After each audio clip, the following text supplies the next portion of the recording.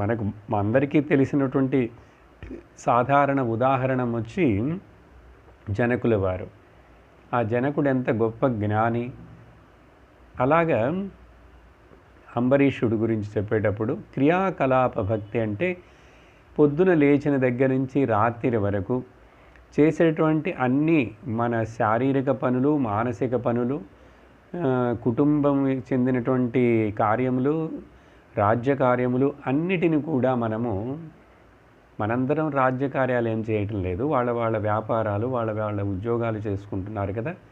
లేక గృహిణులు అయితే ఆ ఇంట్లో ఇల్లుని చక్కగా చూసుకుంటూ అందరికీ కావాల్సినవి చేస్తూ ఇలా హోమ్ మేకర్స్గా ఉన్నారు కదా. అలా ఉంటూ కూడా ఆ క్రియాకలాప భక్తితోటి శ్రవణము, కథ, సత్సంగమును కూడా చేస్తూ కొంచెం కొంచెంగా మనము వైరాగ్యమును, వివేకమును పొంది ఆ చివరవాత వానప్రస్థం అనేటువంటి ఒక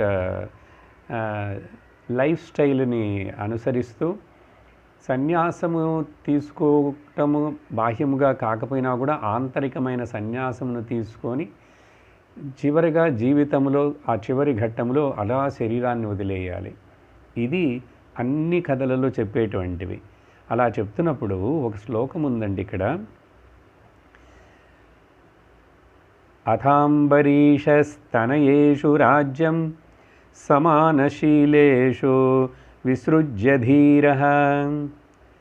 ధీరుడైనటువంటి ఈ అంబరీషుడు, ఎందుకంటే ఆ దుర్వాసుల వారు అంత కోపం వచ్చి ఆయన మీద ఒక దుష్ట క్షుద్ర దేవతను ప్రయోగించినా కూడా చెలించకుండా ధీరుడుగా ఉండి భగవంతుడిని ప్రార్థించలేదు, ఏమీ చేయలేదు. అదంతా భగవంతుడి యొక్క లీల అనుకుంటూ మనసులో అలా ఉన్నాడు కదా. అందుకని ధీరుడైనటువంటి అంబరీషుడు ఆయనకు సమమైనటువంటి గుణములు ఉన్నటువంటి ఆయన పిల్లలకు రాజ్యమును ఒప్పగించి ఏం చేశాడు? వనం వివేశాత్మని వాసుదేవే మనో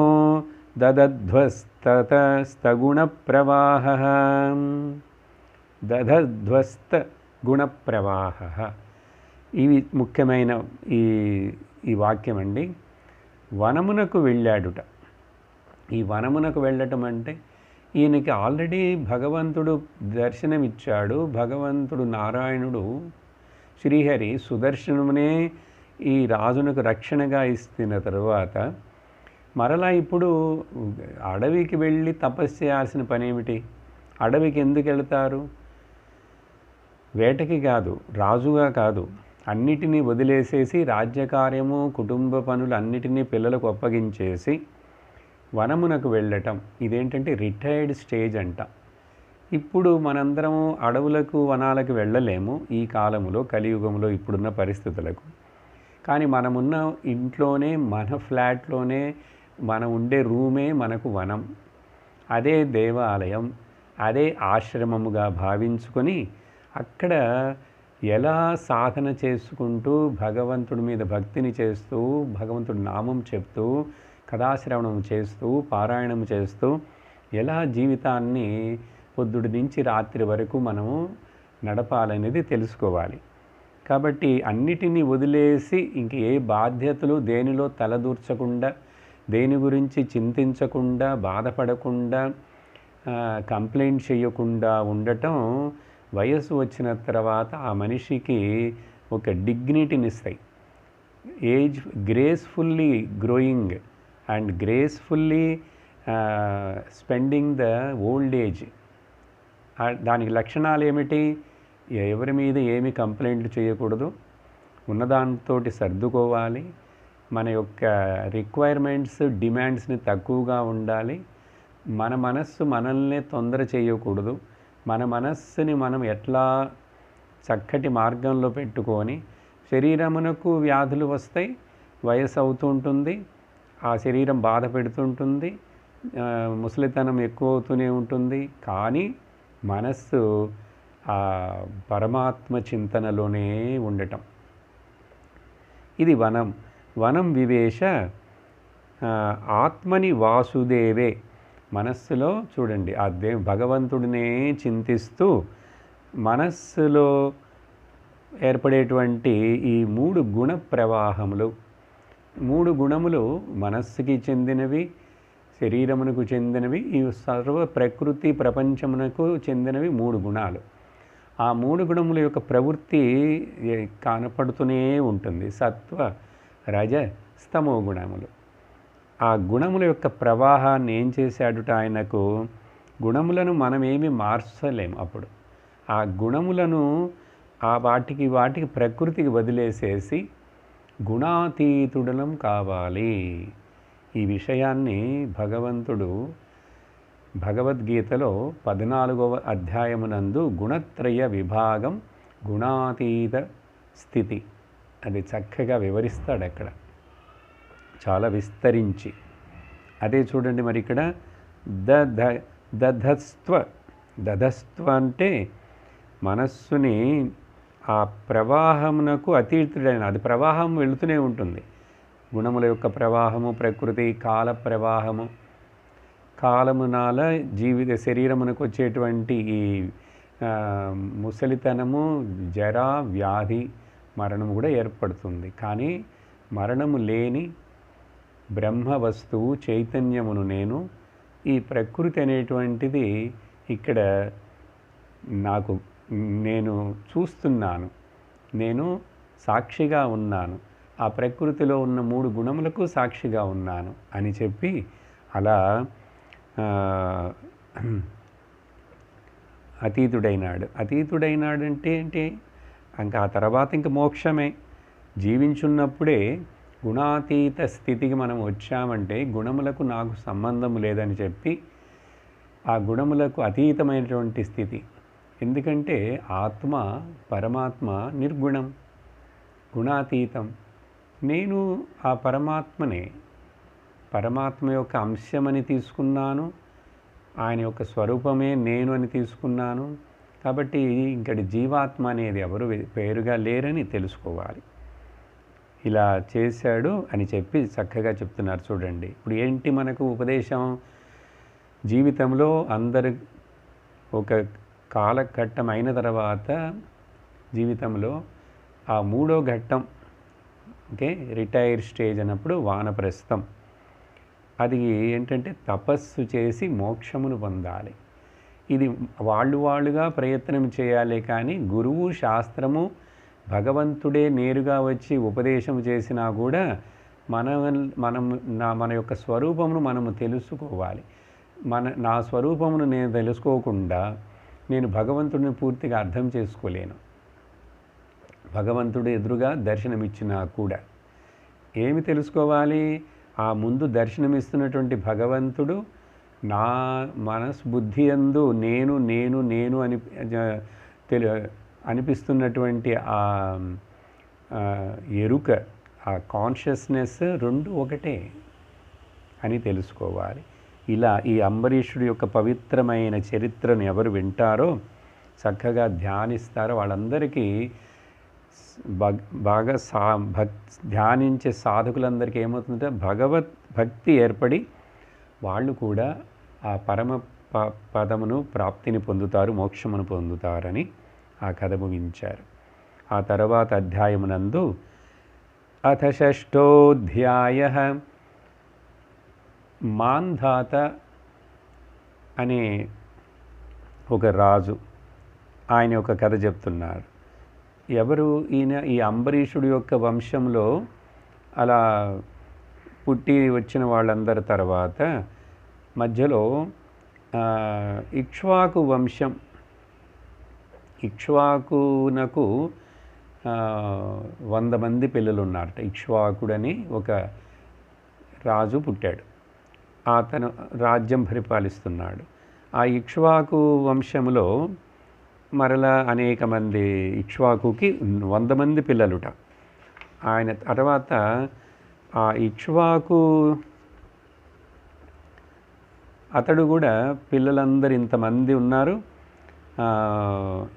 ఇతడు ఏం చేశాడు, యోగి రాజుగా ఉంటూనే రాజర్షిగా అందరూ చూడండి, జ్ఞానము, భక్తి, యోగం అన్ని సాధనలు చేసిన వాళ్ళు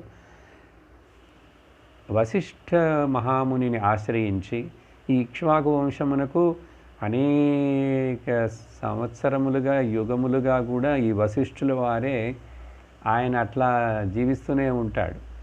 రాముల వారి వరకు కూడా మరలా ఆయనే వశిష్ఠుడు వారే ఓకే గురువుగా ఉన్నారు.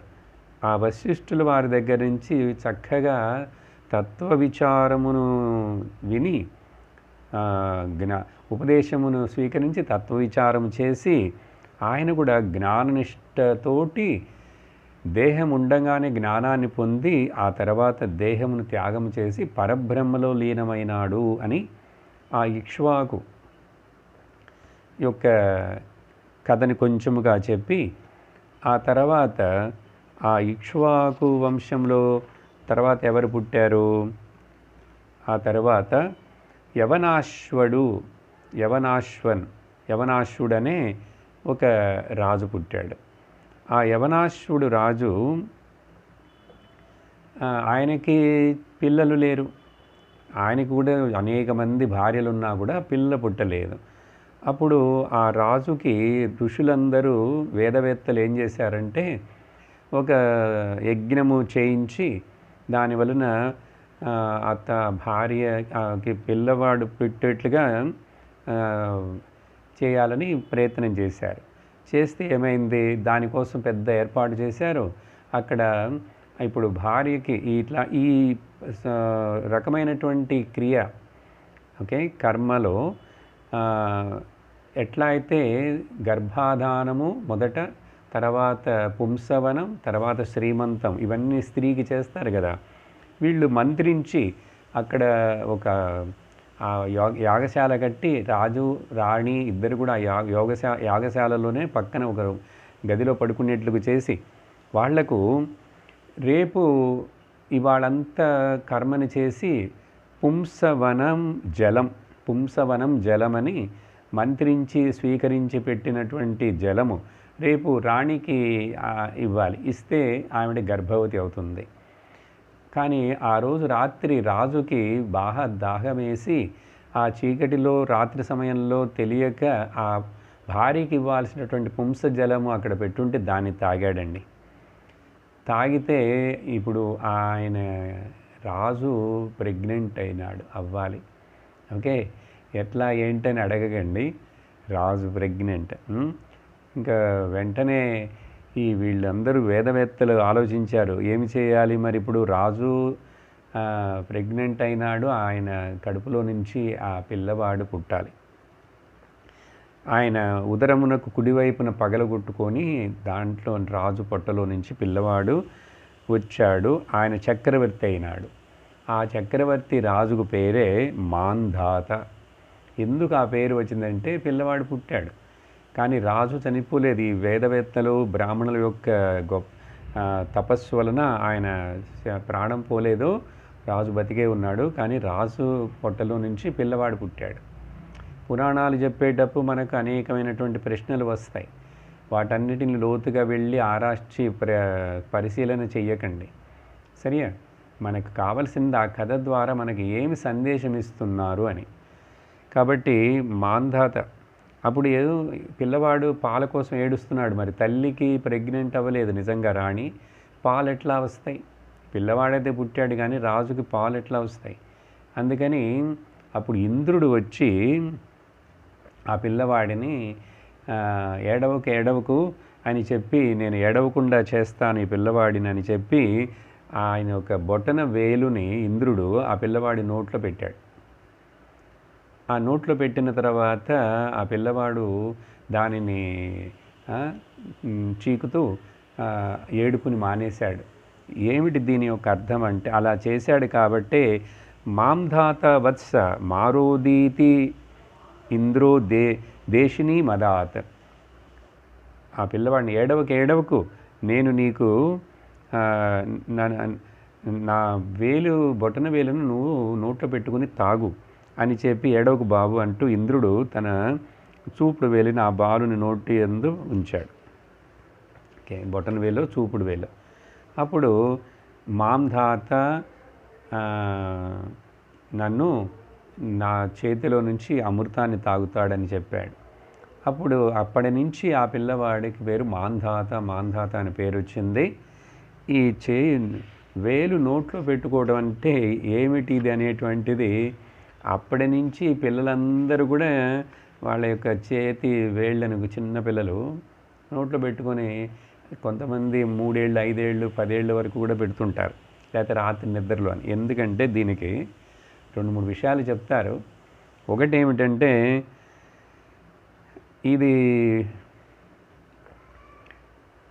ఇది యోగపరముగాను భక్తిపరముగాను వేదాంతపరముగాను దీని గురించి చెప్పబడినది. ఒకటేమిటంటే ఇది సపరేట్గా ఇది ఏమీ చేయలేదు. కానీ ఇవన్నీ 4 ఇవి కూడా ఇది లేకుండా ఈ 4 ఏమి చేయలేవు. ఇది తానుగా ఏమి చేయలేదు, కానీ ఈ 4 ఇది లేకుండా ఏమి చేయలేవు. అంటే ఏమిటి అర్థం? ఇది పరబ్రహ్మ పరమాత్మ. మిగతావన్నీ కూడా ఓకే, అహంకారం, కారణ శరీరం, సూక్ష్మ శరీరం, స్థూల శరీరం, ఇవన్నీ దీని మీద ఆధారపడే జరుగుతున్నాయి. కాబట్టి అందుకని ఉపనిషత్తు ఏం చెప్తుందంటే అంగుష్టమాత్ర పురుష హృదిలో గుహాశయే హృత్పుండరీకే తిష్టతి అని చెప్పి ఉపనిషత్తు చెప్తుంది. అంగుష్టమాత్ర ఇంత సైజుకి ఆ పరమాత్ముడు శరీరంలో హార్ట్ గుండె లోపల ఉన్నాడుట, కళ్ళతో కనపడటండి.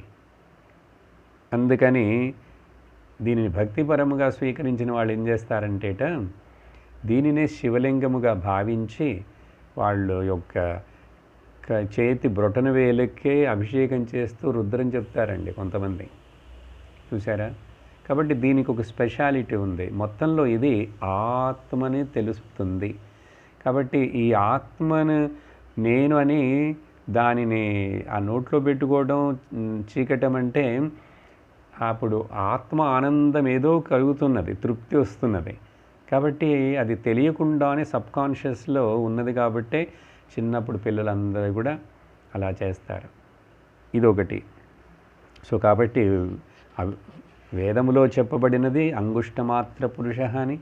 తర్వాత ఇలా బొటనవేలునే రుద్రుడిగా శివలింగముగా భావించి అభిషేకం చేయటం ఉంది కొంతమంది. మూడోది ఏం చెప్పాను, ఇది తనగా తాను ఏమీ చేయలేదు, కానీ ఈ 4 కూడా ఏమీ చేయలేవు. దీంతో కలిస్తే అనేక పనులు జరుగుతాయి. సరే, ఇది మాంధాత. ఈయన ఈ విషయం చూడండి.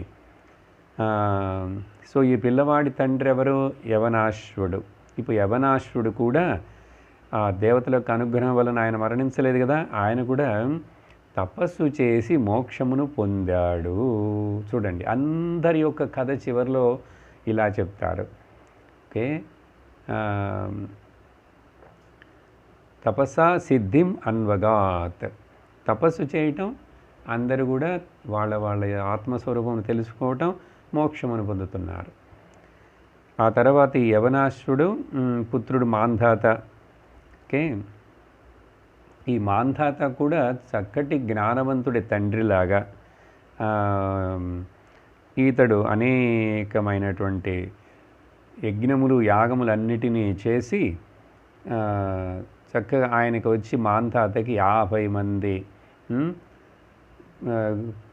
ఆడపిల్లలు, తర్వాత 3 మగపిల్లలు పుట్టారు ఈయనకి. తోటి ఆ కథ అట్లా ఉందా. ఈ మధ్యలో ఏమైంది, తర్వాత కథ ఏం చెప్తున్నారంటే సౌభరి అనే మహర్షి.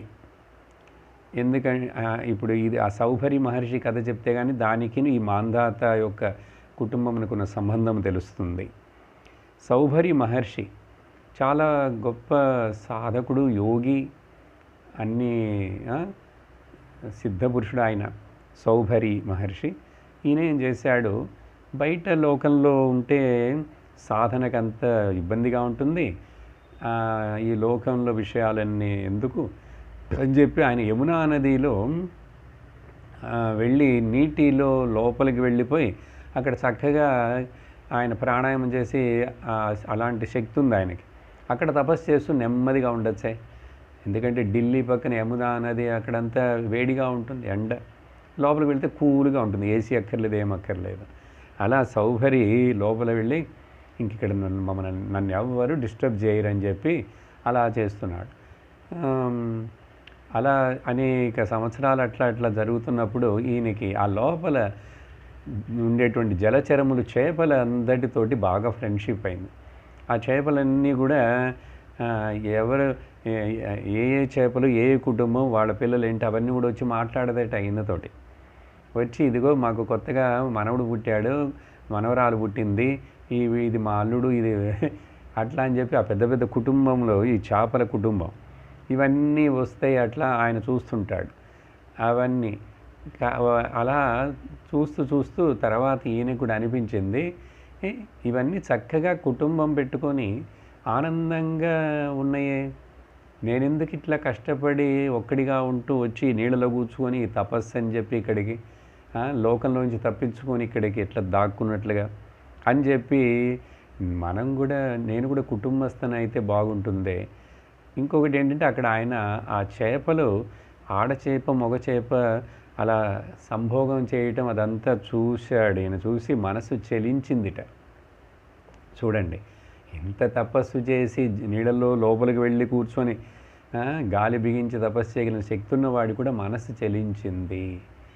అప్పుడు ఏమైంది, ఈయన రోజుకొకసారి ఎప్పుడైనా బయటికి రావాలిగా, వచ్చి ఏదో తింటాడు, మళ్ళీ లోపలికి వెళతాడు. అలా ఒకసారి బయటకు వచ్చేసి ఇంకా మనకు కూడా ఎందుకు ఈ కష్టమంతా, నేను కూడా కుటుంబస్థుడినవుతాను అని చెప్పి ఎవరైనా పెళ్లి చేసుకోవాలని చెప్పి ఈయనకి తోచిందిట. వెంటనే ఆయన ఉన్నటువంటి యమునా నది ఇప్పుడు రాజ్యం ఎవరు పరిపాలిస్తున్నారంటే మాంధాత. వెంటనే ఆయన ఆ రాజు గారి దగ్గర మాంధాత దగ్గరకు వచ్చాడు. ఎట్లా ఉన్నాడు ఈయన, చాలా వయసు అయిపోయింది, శరీరం అంతా ఒక రకంగా అయిపోయింది, ముసలివాడిగా ఉన్నాడు, తల జుట్టంతా కూడా చెదిరి ముడులుగా ఉంది. ఇలాంటి ముడతలు పడినటువంటి జుట్టు అంతా నెరిసిపోయిన ఇటువంటి ఈయన వచ్చాడు. వచ్చి మీ అమ్మాయిని నాకు ఇవ్వండి, పెళ్లి చేసుకుంటానని అడిగాడు. ఎవరు, సౌభరి ఋషి. చూడండి, అంటే రాజుకి ఏం చెప్పాలో అర్థం కాలేదు. ఈయన చాలా తపస్సు ఉన్నవాడు అని చెప్పి తెలుసు, ఈయనకి కోపం వస్తే మళ్ళీ ఏదైనా శాపం ఇస్తాడని ఏం చెప్పాలి తెలియక ఒక ప్లాన్ మనసులో అనిపించి ఈయన ఏం చేశాడు, స్వయంవరం, నా 50 మంది ఆడపిల్లలు నా కుమార్తెలు ఆ రాజభవనంలో ఉన్నారు, మీరు అక్కడికి వెళ్ళండి, వాళ్ళు ఎవరు మిమ్మల్ని సెలెక్ట్ చేసుకుంటే స్వయంవరంగా ఆ అమ్మాయిని మీరు పెళ్లి చేసుకోవచ్చు అని అన్నాడు. అంటే ఈ ఋషి అనుకున్నాడు, ఈ రాజు నన్ను పరీక్షిస్తున్నాడు, ఎందుకంటే నేను ముసలివాడిగా ఉన్నాను, నేను అందముగా లేను, కాబట్టి ఏ ఆడపిల్ల వాళ్ళు నన్ను వాళ్ళకి నచ్చను, మెచ్చుకోరని చెప్పి ఇలా సాగు చెప్పి స్వయంవరం అని చెప్పి నన్ను అక్కడికి వెళ్ళమంటున్నాడని ఆలోచించి ఆయన ఏం చేశాడు, ఆయన తపశ్శక్తితోటి చక్కగా అందగాడైపోయినాడండి. తపశ్శక్తితోటి చూడండి, ఇంత తపస్సు చేసి చివరికి వచ్చి ఇక్కడ అందగాడుగా మారిపోయి, ఇది రాజుకు తెలియదు అక్కడ రాజభవనంలోకి వెళ్ళేటప్పుడు. సరే, రాజభవనంలోకి వెళ్ళేటప్పుడు అట్లా అందగాడుగా మారిపోయి వెళితే అక్కడ ఆ ఆడపిల్లలు ఈయన చూసి మోహించిపోయినారండి. మోహించిపోయి ఒకళ్ళకి ముందు వాళ్ళు నువ్వు కాదు, నువ్వు వెనకుండవే, నేను ముందు, నాకు నచ్చినవాడు, నాకు తగినవాడని చెప్పి 50 మంది లైన్లో నిలబడ్డారు. అప్పుడు ఇంకేం చేస్తాడు, 50 మందిని ఈయన పెళ్లి చేసుకున్నట్టండి. 50 మందిని పెళ్లి చేసుకొని చక్కగానే ఆయన యొక్క యోగ తపశ్శక్తి వలన అందరినీ సుఖముగా సౌకర్యముగా సంపదలతోటి అట్లా పెట్టి కుటుంబం నడుపుతున్నాడు. చూడండి, ఎక్కడ ఋషి యమునా నదిలో తపస్సుకని వెళ్ళినవాడు ఒక చిన్న ఆలోచన వచ్చింది, పెద్ద కుటుంబం అయిపోయింది. అది మాత్రమే కాదు, ఆ తర్వాత ఈయన కథలో ఒక్కొక్క భార్యకి, ఇప్పుడు 50 మందిని చేసుకున్నాడు కదా, ఈ ఒక్కొక్క భార్యకి 100 మంది పిల్లలు పుట్టారండి. మొత్తం ఎంతమంది అన్నారు అప్పుడు, 5000, 50 మంది భార్యలు, తర్వాత నేను ఒక్కడిగా ఉండేటువంటి వాడిని ఇంత పెద్ద కుటుంబాన్ని నిర్మించుకుని సంసారి అయిపోయినాని అని చెప్పి ఒకరోజు ఈయన అలా ఋగ్వేద ఆచార్యుడుట ఈ సౌభరి ప్రశాంతంగా కూర్చొని ఉన్నప్పుడు ఆయనకి మనసులో అనిపించింది, ఏంటి ఇట్లా అయింది? ఆ చేపలు 2 ఆడమగ చేపలు కలవటం చూసి నేను ఇంత మోహించిపోయి ఇలాంటి నాలో కూడా నా మనస్సు కూడా ఆసక్తి కలిగింది కదా, ఈ కామం వచ్చింది నాకు అని చెప్పి ఇది ఎంత హానిని కలిగించింది అని గ్రహించాడు. గ్రహించి సౌభరి పశ్చాత్తాపపడుతూ ఆయన కొన్ని మాటలు చెప్తున్నాడు. ఇది మనకందరికీ పాఠం, అది ముఖ్యం. అహో ఇమం పశ్యత మే వినాశం తపస్వినశ్చరితత్ర చరితవ్రతస్య అంతర్జలే వారిశర ప్రసంగాత్ ప్రత్యావితం బ్రహ్మచిరం ధృతం యత్. అయ్యో జనులారా, చూడండి చూడండి, వినండి. మంచి నడత ఉండి తపస్సు ఆధ్యాత్మిక జీవనంలో ఉండేవాడు వాళ్ళు చూడండి నాకు ఎట్లాంటి గతి పట్టిందో. నేను నీటి లోపల ఈ 2 చేపలను చూసి చివరికి తపస్సు అంతా వదిలేసేసి వచ్చి కుటుంబస్తుడైపోయినాను. కాబట్టి మీరందరూ జాగ్రత్తగా ఉండండి అని ఇంకా ఏం చెప్తున్నారు ఆయన సౌభరి ఋషి. సంగం త్యజేత మిథున వ్రతినాం ముముక్షు సర్వాత్మనాన విసృజేత్. ముముక్షు సర్వాత్మనాన విసృజేత్ బహిరంద్రింద్రియాణి ఏకశ్చరన్ రహసి చిత్తమనంత ఈశే యుంజీత తద్వ్రతిషు సాధుషు చేత్ ప్రసంగ. కాబట్టి మోక్షమును కోరేటువంటి సాధకులు ముఖ్యంగా అప్పుడు ఏంటి చెప్తున్నాడంటే సన్యాసి లాంటి మనసు ఆశ్రమాల్లో ఉండేటువంటి వాళ్లకు, లేక ఇప్పుడు మరి సన్యాసి ఆశ్రమం అంటే అందరూ మోక్షం కోసం సన్యాసం తీసుకోగలరా ఏంటి? ఇప్పుడు భాగవతం వింటున్నాం, మనందరం గృహస్థులమేగా. కాబట్టి మన గతి ఏమిటి? అప్పుడు మనం ఏం నేర్చుకోవాలి దీంట్లో? ఇక్కడ అర్థం ఏమిటంటే ముముక్షుహు అంటున్నారు. కాబట్టి మోక్షమును ఆకాంక్షించేవాడు. మోక్షము గృహస్థుడిగా ఉంటే మోక్షం ఆకాంక్షించకూడదు అని లేదు కదా. ఏం చెప్పాను ఇప్పుడు అంబరీషుడి కథ చెప్పేటప్పుడు? 50 సంవత్సరాల వరకు ఉన్నావు, కుటుంబము జీవించావు, అనుభవించావు, లోక వ్యవహారాలు చేశావు, ఇప్పుడు ఇంకా చాలు అని చెప్పి విరమించుకోవాలి. ఇది రూల్. ఏం రూలు? శాస్త్రం పెట్టిన రూల్ అండి, లోకల్ గవర్నమెంట్లు పెట్టిన రూల్ కాదు. కాబట్టి అలా చేయకపోతే నీకు నష్టం, నీ కుటుంబ వాళ్ళ అందరికీ కూడా నష్టమే. ఇది అర్థం చేసుకోవాలి, అందరూ అర్థం చేసుకోవాలి. ప్రతి మనిషికి కూడా ఇంత చేశాను, అయిపోయింది, చాలు, నాకు ఇప్పుడు నేను ఎక్కువగా తపస్సులో నా శక్తి, శరీరం, మనస్సు అన్నిటిని కూడా, బుద్ధి అన్నిటిని దాంట్లో. కాబట్టి మోక్షమును పొందాలని.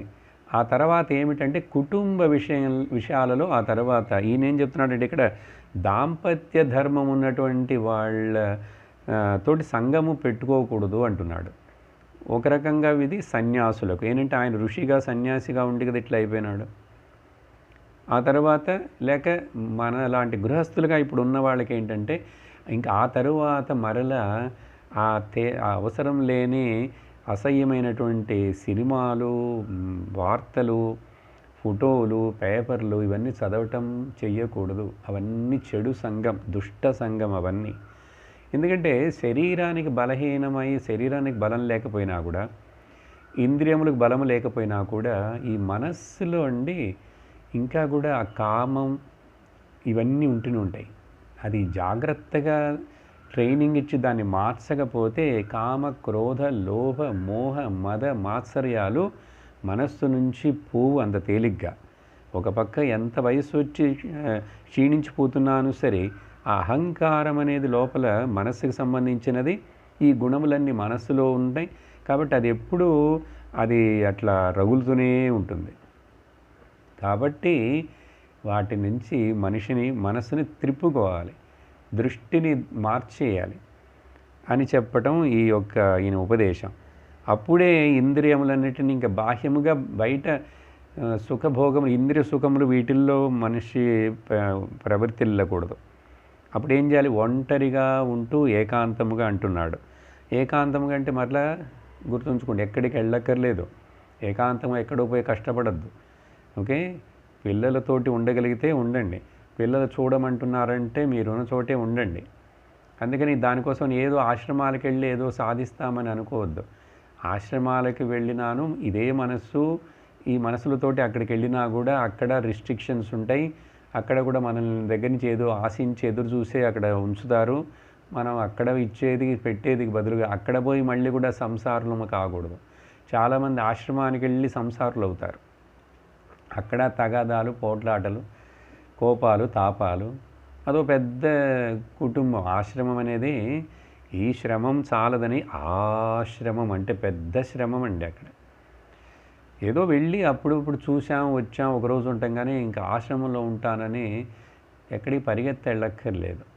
అందుకని మనస్సుని మనం ఇక్కడే తయారు చేసుకోవాలి. ఎలా అంటున్నాడు చూడండి, ఒకవేళ నువ్వు సంగమును పెట్టుకోవాలంటే సత్పురుషుడు కూడా సత్సంగంలో ఉండు.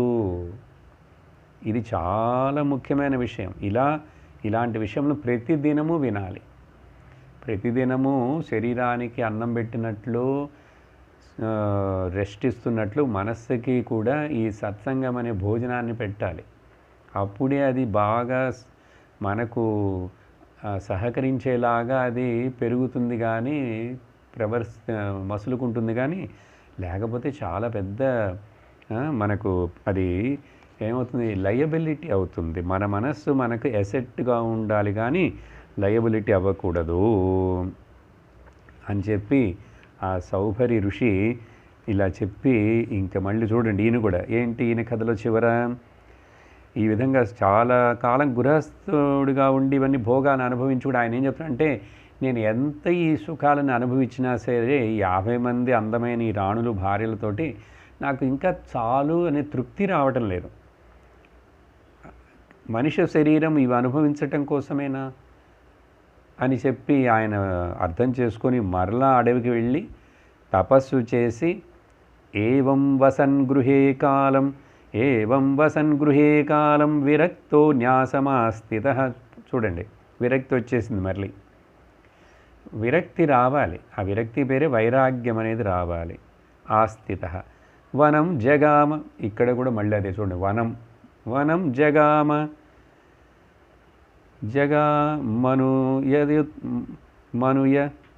మనుయత్ వనం జగామానుయుత్పతి పత్య పతిదేవాః.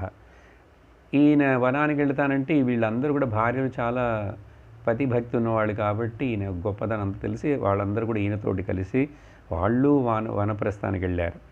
అప్పుడంటే భార్యాభర్తలు ఇద్దరికీ ఈ విషయం అర్థమయ్యి వానప్రస్థ జీవితం మనకు 50 ఏళ్ళు దాటినాయి. ఇంక నుంచి పిల్లతోటి మనవాళ్ళతోటి వీళ్ళవన్నిటితోటి బంధాలు పెట్టుకోకుండా అందరితోటి ప్రేమగా ఉంటాం. వాళ్ళ పనులు చూసుకుంటారు. మన వాళ్ళకేమి సలహాలు ఇవ్వక్కర్లేదు. మనం కృష్ణారామ అనుకుంటూ తీర్థయాత్రలు చేయగలిగితే, ఇప్పుడు వెళ్ళలేరు తీర్థయాత్రలకి, ఈ కరోనా ఉంది కదా ఇంకా, కానీ సహజంగా అందుకని తీర్థయాత్రలు పెట్టింది. కొద్ది రోజులు ఇంకా శరీరం సహకరించినప్పుడు అలా భగవంతుడి యొక్క దర్శనం అన్ని చోట్ల చేసుకుంటూ మన మనస్సుని మనము శుద్ధిపరుచుకుంటూ మనసులో ఉన్నటువంటి దోషములైనటువంటి కామ క్రోధ లోభాలు వీటన్నిటిని వదిలేసి త్యాగం చేసి అలా చక్కగా సాధు జీవితం జీవించాలి. అది ఎక్కడున్నా కూడా జీవించగలం. ఏంటంటే సాధు జీవితం అనేటువంటిది బాహ్యమైనది కాదు, అంతర్గతమైనటువంటి ఒక మెంటల్ క్లైమేట్కి పేరు సాధు జీవితం. అందుకని ఆయన తోటి వీళ్ళందరూ వెళ్ళారు. ఆయన శరీరాన్ని వదిలేశాడు. వీళ్ళందరూ కూడా ఆ తర్వాత వాళ్ళు మోక్షాన్ని పొందారుట. అన్ని చోట్ల ఇదే చెప్తున్నారు చూడండి. తర్వాత సో పరమాత్మలో లీనమేరంటే జీవన్ముక్తి పొందాలంటే జ్ఞానం వస్తేనే జీవన్ముక్తి. జ్ఞానం రాకపోతే మరలా ఇంకో జన్మ ఉంటుంది, విదేహముక్తి రాదు, మరలా పుట్టాలి. ఇలా ఈ మాంధాత సౌభరి ఈ కథంతా చెప్పిన తర్వాత అధ సప్తమోధ్యాయ తర్వాత అధ్యాయంలో నుండి ఈ మాంధాతకి మరలా ఎవరెవరు పుట్టారు ఏమిటి అనేది, తర్వాత వీళ్ళల్లో అలా అలా త్రిశంకుడు పుట్టాడు. ఆ త్రిశంకుడు పద్ధతి తెలుసు కదా మీకు. త్రిశంకుడు వశిష్ఠ గురువుకి శాపం వలన ఆయన కసాయివాడైపోయినాడుట. ఆ త్రిశంకుని యొక్క పుత్రుడే హరిశ్చంద్రుడు. అంటే ఈ కథ ఎప్పుడు జరిగింది, ఎక్కడంటే కృతయుగంలో, సత్యయుగంలో. త్రిశంకుడు పుత్రుడు హరిశ్చంద్రుడు. ఈ త్రిశంకుడు వశిష్ఠుల వారు ఇట్లా శాపం ఇలా చేసినందువలన ఆ త్రిశంకుడికి, విశ్వామిత్రుడికి వశిష్ఠుల వారికి పడదు. చూశారా మళ్ళీ ఇక్కడ ఇద్దరు ఋషులే, కానీ వశిష్ఠుల వారు బ్రహ్మ ఋషి ఆయన పుట్టుడితోనే, కానీ విశ్వామిత్రుడు రాజు. ఆయన రాజుగా ఉంటూ ఆ తరువాత ఆయన మొదలు రాజర్షి అయి, తర్వాత ఋషి అయి, తర్వాత బ్రహ్మర్షి అయినాడు ఆయన. చూడండి, ఆ బ్రహ్మర్షి అవ్వటానికి వశిష్ఠుల వారితో పోట్లాట చాలా కాలం ఈయనకి పడదు. అప్పుడు ఆ హరిశ్చంద్రుడికి చాలా పరీక్షలు పెట్టారు.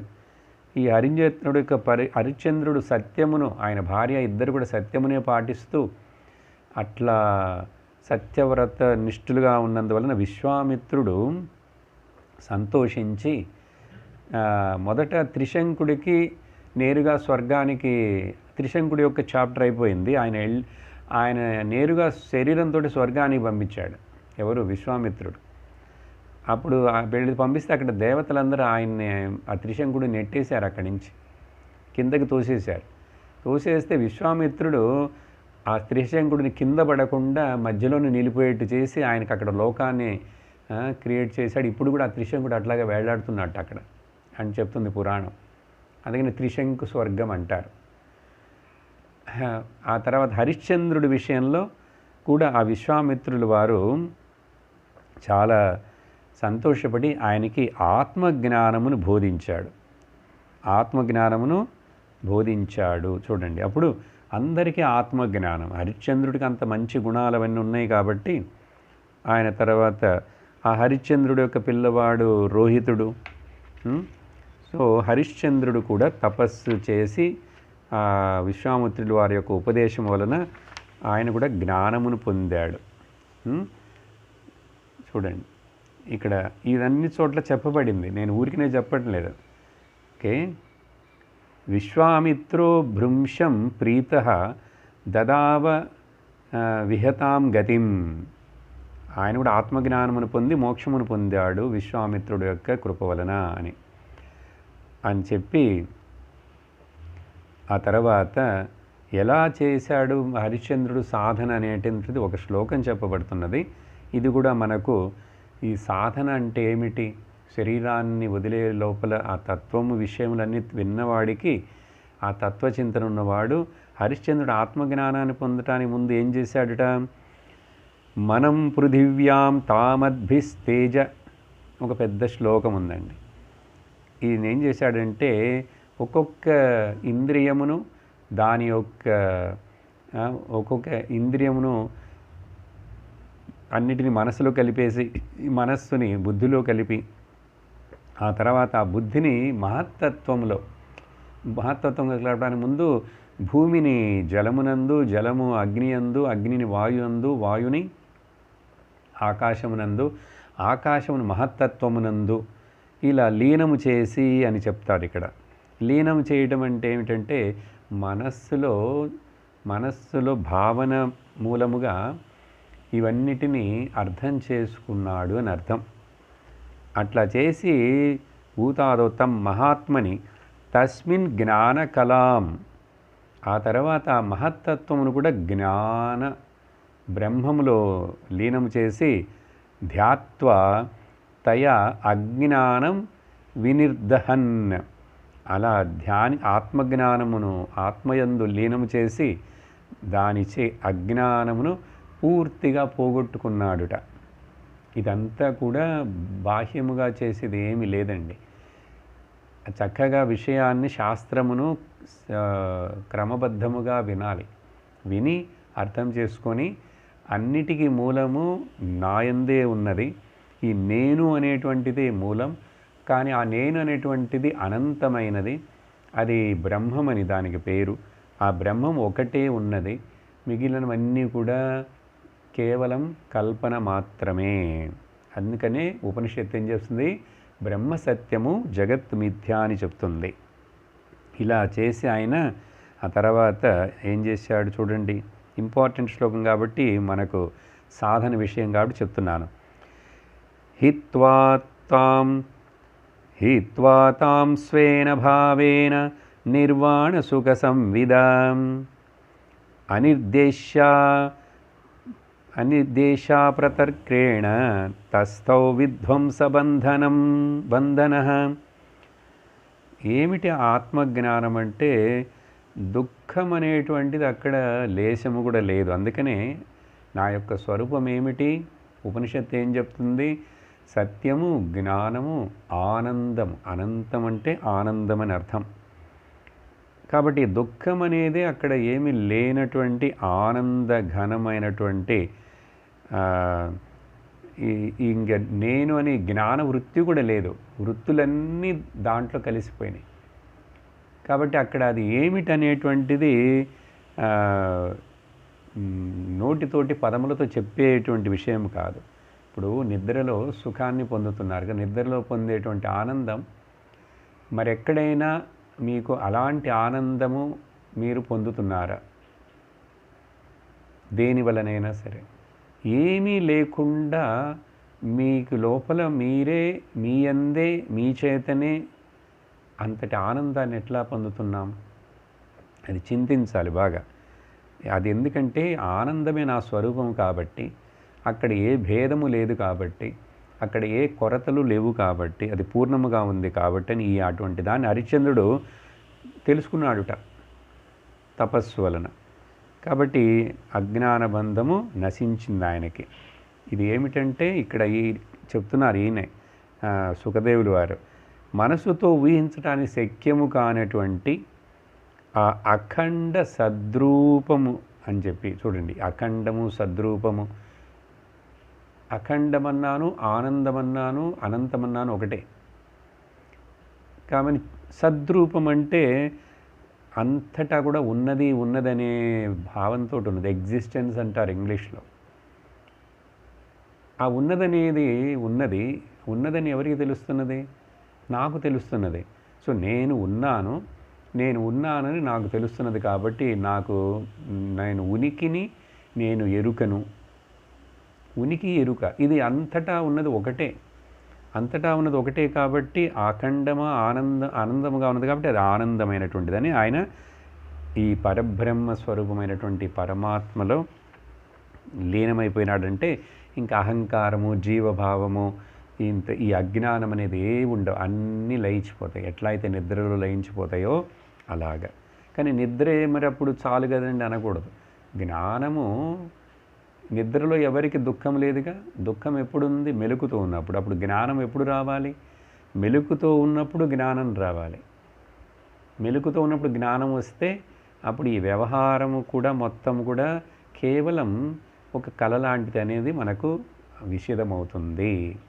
అలా చెప్పి ఆ అధ్యాయము ముగించిన తర్వాత ఇప్పుడు ఏం విన్నాము, త్రిశంకుడు, ఆ తర్వాత హరిశ్చంద్రుడు అందరూ కూడా జ్ఞానాన్ని పొందారు అని చెప్పి.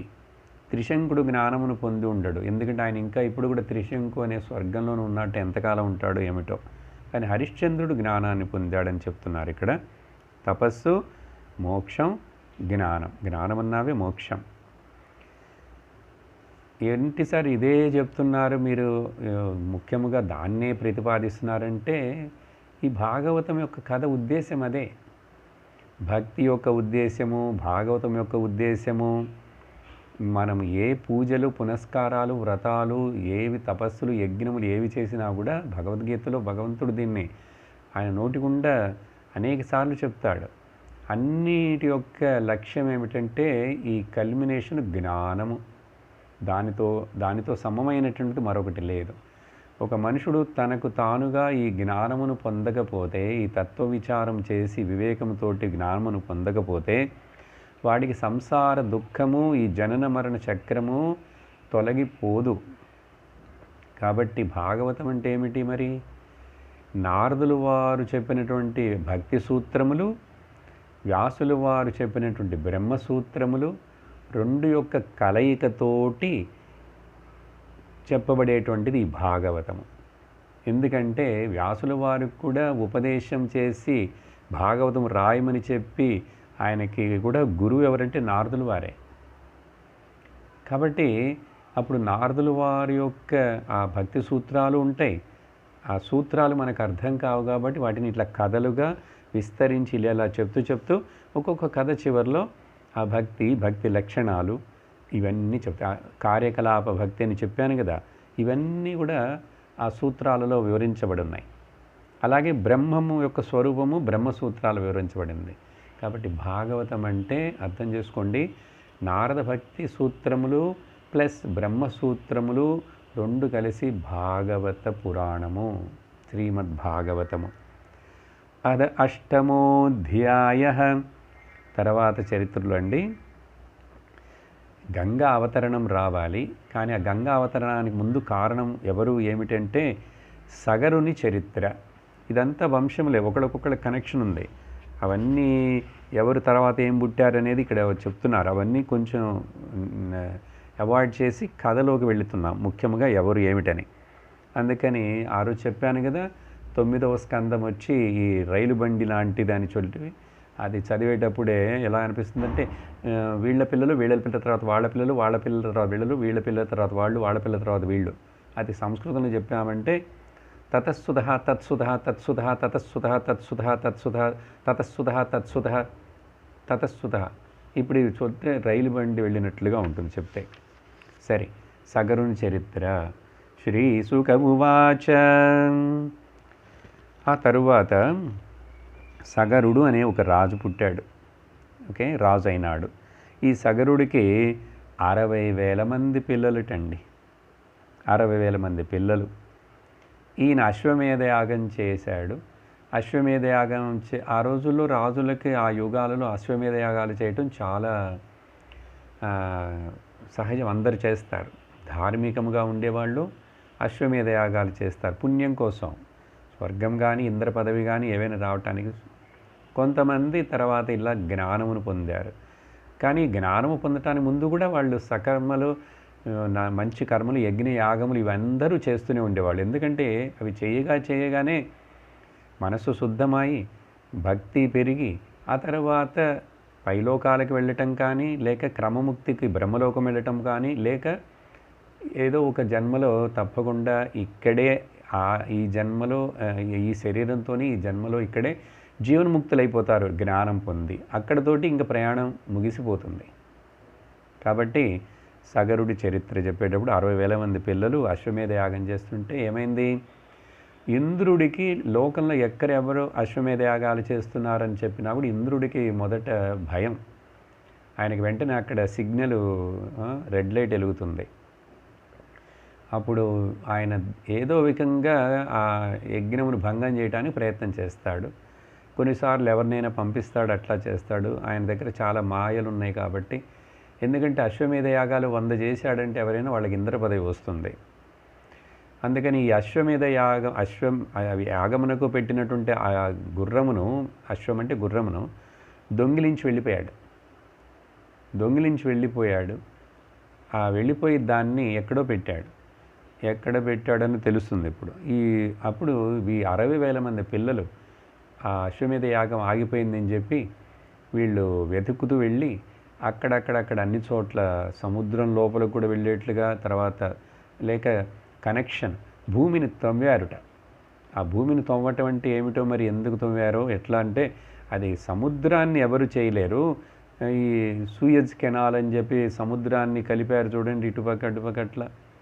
అలాగే వీళ్ళు ఏదో పెద్దగా తవ్వారు, భూమిని తవ్వి వెళ్తే అక్కడ కపిల ఆశ్రమానికి వచ్చారు. కపిల మహాముని అక్కడ తపస్సు చేస్తూ ఉన్నారు. అక్కడికి వచ్చి చూస్తే ఆ కపిల ఆశ్రమంలో అక్కడ ఈ గుర్రం చూశారు వాళ్ళు.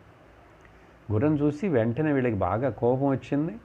ఈ దొంగవాడు ఇలా ఆ గుర్రమును దొంగిలించి వచ్చి ఏమి తెలియనట్లుగా కళ్ళు మూసుకొని తపస్సు చేస్తున్నాడా కపట వేషధారి అని చెప్పి కత్తులు కటార్లు తీసుకుని ఆయన మీద ఆయన చంపాలని చెప్పి అట్లా దొరుకుతూ తిడుతూ వచ్చారు. ఆయన తపస్సులో కూర్చున్నటువంటి ఆ ప్రశాంత స్వభావుడు కపిలుడు కళ్ళు తెరిచాడు. కళ్ళు తెరవంగానే ఈ 60 మంది అక్కడ భస్మమైపోయి కుప్పగూలిపోయారు. ఇలా భస్మమై కుప్పగూలిపోయారు 60,000 మంది. ఎట్లా అంటే దేనివల్ల అంటే ఇక్కడ సుఖదేవులు వారు ఒక శ్లోకం చెప్తున్నారు. కపిల మహాముని వాళ్ళకేం శాపం ఇవ్వలేదు, ఆయనకి కోపం రాలేదు, ఆయన కళ్ళల్లోంచి శివుడిలాగా ఏమీ అగ్ని రాలేదు. ఏమైందిట వీళ్ళు చేసింది? స్వశరీరాగ్నినా తావన్ మహేంద్ర హుతచేతసః స్వశరీరాగ్నినా తావన్ మహేంద్ర హుతచేతసః మహద్వ్యతిక్రమహత భస్మసాద్భవన్ క్షణాత్. వాళ్ళ కోపము అహంకారము వలన గర్వం వలన ఏర్పడినటువంటి ఆ అజ్ఞానమే వాళ్ళని లోపల నుంచి వాళ్ళ శరీరాల్లోనే అగ్ని పుట్టి దహించింది. ఈ విషయాన్ని ఎట్లా అర్థం చేసుకోవాలంటే, అది ఎట్లా సార్ ఒకళ్ళకి మనకెక్కడ అగ్ని వస్తున్నట్టు తెలియదంటే కంటికి కనపడటం లేదు. మనకి ఎంతెంత అహంకారం ఉండి, ఎంతెంత గర్వం ఉండి, ఎంతెంత కోపతాపాలు వస్తున్నాయో అంతంత మనల్ని మనం దహించుకుంటున్నాము అని గ్రహించుకోవాలి. దహించుకోవడం అంటే ఏమిటి? మనస్సు నెమ్మదిపోతుంది, శాంతి ఉండదు, బ్లడ్ ప్రెషర్ పెరుగుతుంది, ఓకే, నిద్ర పట్టదు, తాపత్రయంతోనే ఉంటాము, అజ్ఞానము పెరుగుతూనే ఉంటుంది, భయం పెరుగుతుంది. ఆ తర్వాత అలాగే ఈ శరీరంతో చచ్చిపోగానే ఇవే గుణాలతో ఉన్నాం కాబట్టి మరలా ఇంకొక శరీరం వస్తుంది. అక్కడ ఇదే కథ, మళ్ళీ ఇదే షాపు తెరిచి ఇదే బిజినెస్ వేస్తాం. అందుకనే చనిపోయే సమయం లోపల ఎట్లయినా మనిషి సాత్విక గుణంతో చచ్చిపోతే చాలా మంచిదని చెప్పి భగవద్గీతలో ముఖ్యముగా అది విస్తరించి చెప్పబడింది. భగవద్గీత వినాలండి, క్రమముగా అన్ని అధ్యాయాలు ఒక్కొక్క ఉపన్యాసాన్ని వినాలి. ఇప్పుడు 13 అధ్యాయాలు అయిపోయి ఉన్నాయి. తమిళంలోనే మాట్లాడాను, మరి ఏం చేయగలను? ఓకే, ఆ భగవద్గీతని సమయం వస్తే భగవంతుడు అనుగ్రహిస్తే తెలుగులో మాట్లాడతాం. చూద్దాం భాగవతమే ఎప్పుడు ముగిస్తుందో అప్పుడు. కాబట్టి ఈ ఒక మనిషి యొక్క అహంకారము, తన కోపమే తన శత్రువు, తన శాంతమే తనకు రక్ష అని చెప్పారు కదా శ్లోకాలలో, సుభాషితాల్లో. వాళ్ళ యొక్క అహంకారమే వాళ్ళ దేహాలను దహింపజేసింది అని చెప్పి దీన్ని సుఖదేవులు వారు 2 శ్లోకాలు చెప్పి ఎట్లా అంటే కపిలదేవుడికి ఎట్లా కోపం వస్తుంది, ఎవరు కపిలదేవుడంటే అని చెప్పి చెప్తున్నారు. వినండి. నసాధువాదో మునికోపభర్జిత నృపేంద్రపుత్ర ఇది సత్వధామని కదం తమోరోషమయం విభావ్యతే జగత్ప్రవిత్రాత్మని ఖేరజో భువః. చాలా ముఖ్యమైన విషయం. సుఖదేవులు వారు ఏం చెప్తున్నారంటే, ఓ పరీక్షిత్తు, ఇక్కడ సందేహం రాకూడదు నీకు, అందుకనే వాళ్ళ శరీరంలో పుట్టిన అగ్ని వాళ్ళని దహించిందని చెప్పాం. అంటే అర్థం ఒక మామూలుగా పాయింట్ వినండి. సుఖదేవులు వారు చెప్పింది తర్వాత చెప్తాను. మన యొక్క దుఃఖమునకు మన యొక్క సుఖమునకు ఎవ్వరు కారణము కాదు అని తెలుసుకోవాలి మొదట జీవితంలో. నా సుఖమునకు నా దుఃఖమునకు నేను చేసిన కర్మలే కారణము. ఆ కర్మలు నేను ఇప్పుడు ఏం చేయలేదండి, నేను చాలా మంచివాడిని, ఇప్పుడు నేను అందరికీ సహాయం చేస్తాను, నేను భక్తుణ్ణి అని చెప్పినా కూడా పోయిన జన్మలో ఏం చేశావో ఆ కర్మలు ఉన్నాయి కదా, వాటి ఫలం నీకే కదా రావాలి మరి. కాబట్టి ఇప్పుడు జాగ్రత్తగా ఉండి చేస్తే ఆ పాత కర్మలన్నీ నశించిపోతే నీకు వచ్చే జన్మ బాగుంటుంది. లేక ఈ కర్మల బంధములో నుంచే నువ్వు బయటికి పడిపోయి ఇంక మరలా వచ్చే జన్మ వద్దండి అంటే జ్ఞానాన్ని పొందు, దానికి ప్రయత్నించు, తీవ్ర ప్రయత్నము చెయ్యి. ఎందుకంటే జ్ఞానం వచ్చిందంటే సర్వం కర్మాఖిలం పార్థ జ్ఞానే పరిసమాప్యతే. జ్ఞానం వచ్చిందంటే అన్ని కర్మలు, ప్రారబ్ధ కర్మ, సంచిత కర్మ, ఆగామి కర్మ, వాట్ నాట్, అల్లా కర్మలు అన్నీ భస్మం అయిపోతాయి, ఇక్కడే ముగిసిపోతాయిట జ్ఞానం వస్తే. అంత బలం, అంత ప్రయోజనం. ఇక్కడ అందుకని ఏం చెప్తున్నారంటే సగర మహారాజుడి పుత్రులు కపిల మహర్షి యొక్క కోపాగ్నిచే దహించబడినారు అనేది సబబు కాదు. ఎందుకంటే సత్వగుణ ప్రధానమైనటువంటి జ్ఞానులైనటువంటి కపిల భగవానుడు ఆయన జగత్తునే పావనము చేయటానికి అవతరించి వచ్చినటువంటి వాడు. ఆయన తమో గుణము ఉండి క్రోధము ఏర్పడిందని చెప్పి ఊహించగలం? అసలు ఊహించలేం. అలా ఊహించావంటే అది ఎట్లాగంటే ఉదాహరణ చూడు అని చెప్పి ఉదాహరణ ఇస్తున్నారు. ఏమిటంటే ఆకాశమునకు ఇంద భూమి వలన ఇక్కడ ఏర్పడేటువంటి దుమ్ము ఉంది చూసారా, ధూళి. ఈ దుమ్ము ధూళి ఆకాశముతోటి ఆకాశాన్ని ఏదైనా కలుషితం చేయగలదా? జాగ్రత్తగా వినాలి. ఆకాశమును ఏది కలుషితం చేయలేదు. సునామీ, భూకంపం, అగ్ని ప్రమాదం, అగ్నికొండలు బద్దలైనాను, తుఫాను, ఏది కూడా ఆకాశాన్ని తాకట్లేదండి. ఇది పెద్ద ఆలోచించి చింతన చేయవలసిన ధ్యాన ప్రక్రియలో ఆకాశ ధ్యానం ఒకటి. ఏది తాకట్లేదు ఆకాశాన్ని. అలాంటి బ్రహ్మస్థితిలో జ్ఞాననిష్ఠులుగా ఉన్నటువంటి వాళ్ళను ఈ గుణములు ఇలాంటివి వాళ్ళని చెలింపచేస్తే తమో గుణం రావడానికి అవకాశం ఉందా? అక్కడ కోపం వస్తుందా? రాదు కదా అని చెప్పి మరలా కపిల మహామునుడికి గొప్పతనం తెలుసు కదా. ఇంతకుముందే 3వ స్కందములోనే చెప్పాం. ఈయన సాంఖ్యయోగమును చెప్పి లోకమునందు ఆత్మజ్ఞానమునకు కావలసినటువంటి ఒక మార్గమును, ఒక పడవ లాంటి నావను ఆయన తయారు చేసి మృత్యు సంసార సాగరాన్ని దాటడానికి ఇచ్చినటువంటి మహర్షి సర్వజ్ఞుడు ఆయన. కాబట్టి అటువంటి సర్వజ్ఞుడు ఆయనకు శత్రువులు మిత్రులని ఎవరైనా ఉంటారా? జ్ఞాని దృష్టిలో సర్వత్ర తమ సమదర్శనుడు జ్ఞాని. ఎప్పుడు ఒకతన్ని జ్ఞానిని చెప్తామంటే ఆయనకి శత్రువులు లేరు, మిత్రులు లేరు.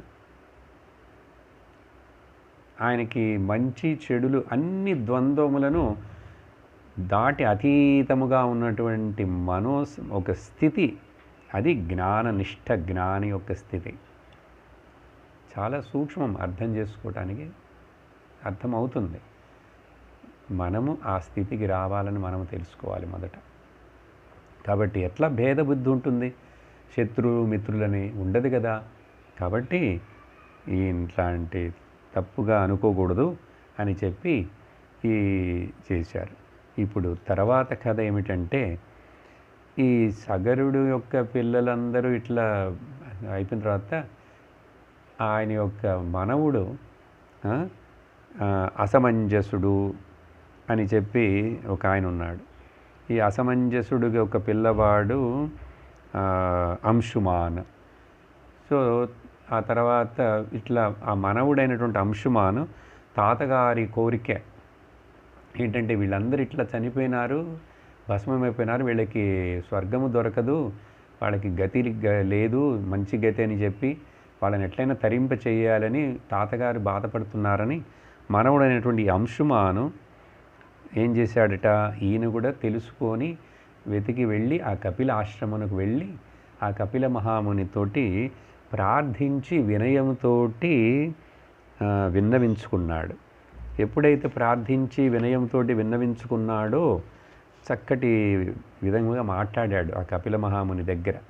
అప్పుడు కపిల భగవానుడు ఆయనకి ఒక సలహా, ఎట్లా మా తాతలు అయినటువంటి వీళ్ళందరికీ మోక్షము దొరుకుతుంది, మంచి స్వర్గము దొరుకుతుంది, మంచి మార్గము యోగ్యం ఏమిటి? అప్పుడు మొదట ఏమిటంటే గంగా జలము వీళ్ళని ఈ శరీరాలు ఇక్కడ పడిపోయి ఉన్నాయి కదా, ఈ బూడిదయి, దీనిని తాకితే గంగాజలము వీళ్ళు పవిత్రులైపోయి స్వర్గమునికి వెళతారు అని చెప్పి ఒక సలహా కూడా, ఆ ఉపాయాన్ని చెప్పారు కపిల భగవానుడు వారు. చెప్పి గుర్రాన్ని తీసుకెళ్ళి బాబు అని ఆయన సంతోషపడ్డాడు. సంతోషపడిన తర్వాత అప్పుడు అక్కడ అశ్వమేధ యాగాన్ని పూర్తి చేశారు. ఆ తర్వాత సగరుడు కూడా అంశుమానుకి రాజ్యమును అప్పగించి మనవుడికి, ఆయన కూడా కోరికలేమి లేకుండా, చూడండి తపస్సు, అందరు మళ్ళీ మోక్షం పొందాడుట. ఆయన కూడా అజ్ఞాన బంధము నుండి విముక్తుడై సర్వోత్తమైనటువంటి మోక్షగతిని పొందాడు. గతిమనుత్తమాన్ లేభే అని చెప్పి ఆ సగరుడి కథ. ఈ తర్వాత వచ్చే సత్సంగంలో మనం ఈ గంగ అవతరణం, గంగని ఎట్లా మరి తెప్పించేది, దానికి ఎవరు ప్రయత్నించారు, గంగాదేవి భూలోకంలోకి ఎట్లా వచ్చింది, మనందరికీ ఆ గంగామాత యొక్క కరుణ ఎట్లా లభించిందనేది మనం వచ్చే సత్సంగంలో విందాం. ఓమానందం ఓమానందం ఓమానందం సచ్చిదానందం ఓమానందం బ్రహ్మానందం ఓమానందం ఆత్మానందం ఓమానందం కృష్ణానందం ఓమానందం అమృతానందం. ఓం నమః శివాయ ఓం నమః శివాయ ఓం నమః శివాయ ఓం నమః శివాయ ఓం నమః శివాయ ఓం నమః శివాయ. సర్వత్ర గోవిందనామ సంకీర్తనం, గోవింద గోవింద. ఓం లోకాః సమస్తాః సుఖినో భవంతు, లోకాః సమస్తాః సుఖినో భవంతు, లోకాః సమస్తాః సుఖినో భవంతు. ఓం శాంతి శాంతి శాంతి. హరి ఓం శ్రీ గురుభ్యో నమః. హరి ఓం. హరి ఓం తత్సత్.